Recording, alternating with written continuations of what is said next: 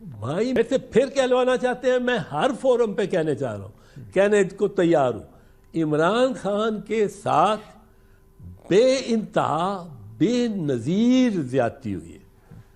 دیکھو اس کو آپ نے جیل میں ڈال دیا، پکڑ کے جیل میں ڈال کے اس کو 3 سزائیں دلوائیں، 3 دن یا 1 ہفتے میں 3 سزائیں، 31 سال کی جیل سنا دی تاکہ اس کے ووٹر کو یہ محسوس ہو گئی یہ تو اب باہر ہی نہیں آ سکتا، وہ مایوس ہو جائے ووٹر۔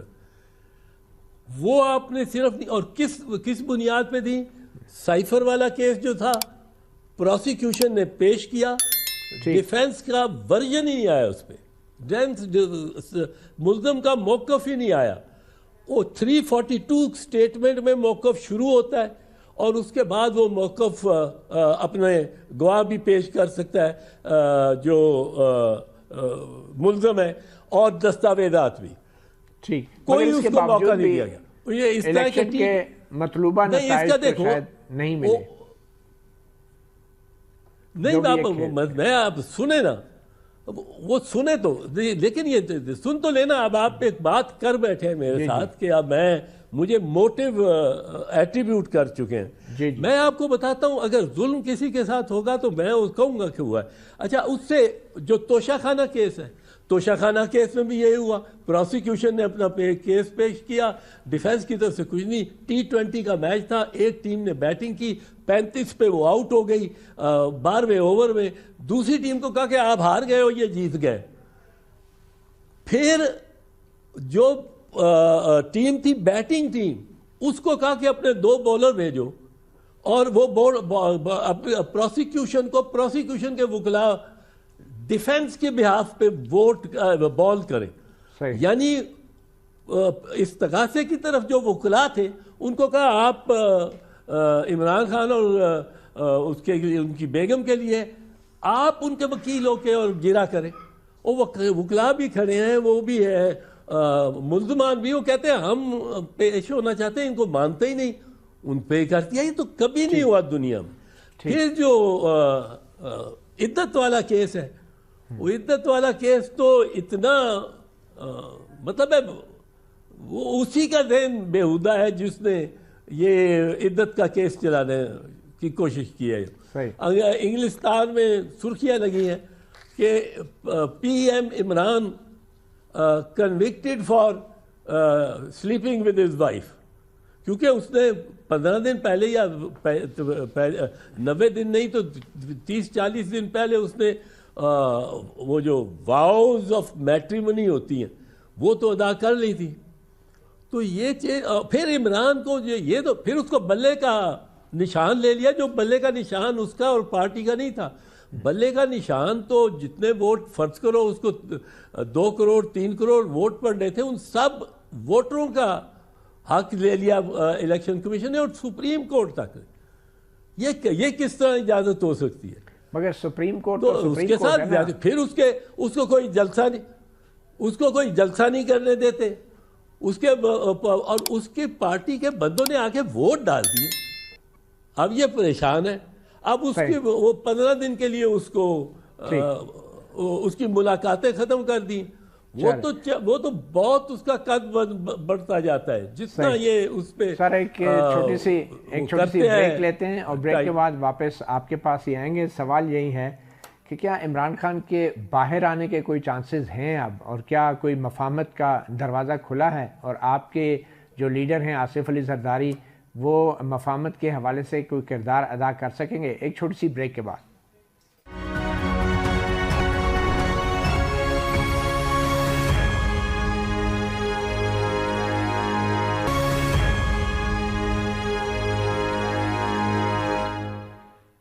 Welcome back. ہمارے ساتھ پروگرام صحافی میں موجود ہیں بیرسٹر اعتزاز احسن۔ بیرسٹر صاحب، کیا صدر آصف علی زرداری موجودہ تلخ اور کشیدہ صورتحال میں مفاہمت کے حوالے سے کوئی اہم کردار ادا کر سکتے ہیں، اور آپ کے نزدیک انہیں ایسا کیا کرنا چاہیے؟ مگر اس کے ساتھ ساتھ کیا پی ٹی آئی کے جو بانی ہیں جو جیل میں ہیں ان کو بھی کچھ کرنا چاہیے یا نہیں؟ نہیں، اس وقت تو بار سارا گورنمنٹ پہ ہے، اور کیونکہ وہ تو جیل میں پڑا ہے، وہ کیا کر سکتا ہے؟ وہ منت سماجت کرے کہ جی مجھے چھوڑ دو، اس کو تو اور کوئی نہیں ہے. تو گورنمنٹ نے انیشیٹو لینا ہے جو بھی لینا ہے. اب جہاں تک صدر آصف کا تعلق ہے، میں تو سمجھتا ہوں کہ وہ ان معاملات میں سب سے زیادہ سوجھ بوجھ رکھنے والے. میں عمران کو کہتا تھا کہ تم بے شک کہو جو مرضی، میں تو یہاں تک کہتا ہوں بھائی تمہیں دل کرتا ہے کسی کو چور کہو، کسی کو جو مرضی کہو، لیکن میں کہتا تھا کہ عمران تم آصف زرداری کا لہجہ وہ اپنا لو، اور کہو اپنا کانٹینٹ نہ چینج کرو، پر یہ کوشش کرو یہ وہ لہجہ. اب آصف زرداری آپ کی بات مانی، ایک یہ کرشماتی انہیں اس کے بعد تو گرفتار ہی ہو رہا ہے، مانی یہ تم میرے اس کی بات ہے، تمہیں اس میں کیا. اچھا تو تم نے ہر پوائنٹ میں بیچ میں جانا ہوتا ہے اور بات کاٹنی ہوتی ہے. اچھا یہ متی اللہ جی یہ جو چیز ہے نا، یہ آصف زرداری میں ایک صلاحیت ہے، اور یوں ہی نہیں کہتے اس کو مفاہمت کا بادشاہ، اس میں صلاحیت ہے یہ. اور میرے خیال میں پریزیڈنٹ زرداری کا کردار بنے گا. ابھی ذرا بہت الجھے ہوئے اس میں 9 مئی میں الجھایا ہوا ہے. حالانکہ یہ جو اب یہ ایک چھوٹا سا یہ فالس فلیگ موومنٹ جو کی ہے، یہ ایکشن جو کیا ہے ابھی کہ جی وہ مقصد یہ ہے کہ عمران کا تعلق اور اس کی جو چینلز ہیں یا اپروچ ہے یا جو ذرائع ہیں جیل سے باہر کی دنیا کے ساتھ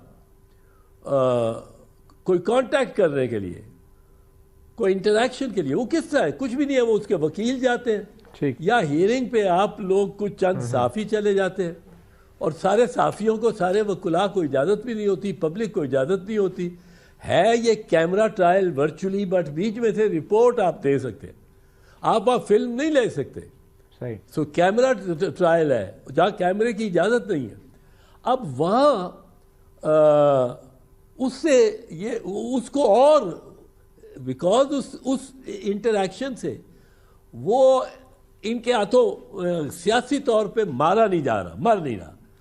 اب اس کو آپ نے ایک فالس فلیگ آپریشن کیا ہے کہ جی وہ دہشت گرد آ گئے ہیں اور وہ انہوں نے عمران خان کی سیکیورٹی کا تو تباہ کر دینا. او بھئی آپ جیل میں، اتنی بڑی جیل پہ آپ پکٹس لگا دیں، بھی تو ایک بڑا مسئلہ ہے، لوگ بٹھا دیں. ملاقاتوں کے دوران کچھ بھی ہو سکتا ہے، سیکیورٹی کا مسئلہ جینوئن نہیں ہے. نہیں کوئی یہ جینوئن نہیں ہے، یہ بڑھایا بالکل اس کو کٹ آف کرنے کے لیے. یہ بہت سیاسی مقصد کیا ہو سکتا ہے کٹ آف کرنے؟ میں بتا جو رہا ہوں، عرض جو کر رہا ہوں، میں کیا کہہ رہا ہوں متی اللہ، میں کہہ رہا ہوں کہ اس کا مقصد یہ ہے کہ عمران خان کا contact with the out side world وہ ختم کیا جائے. وہ سمجھتے ہیں کہ یہ ملتا ہے، آ کے وکیلوں کو مل لیتا ہے، صحافی آ جاتے ہیں، صحافیوں سے وہاں اندر بات کر لیتا ہے.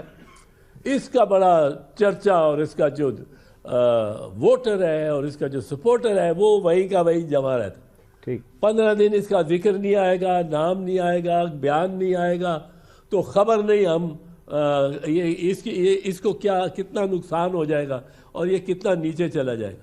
اچھا یہ اس طرح نیچے نہیں جائے گا.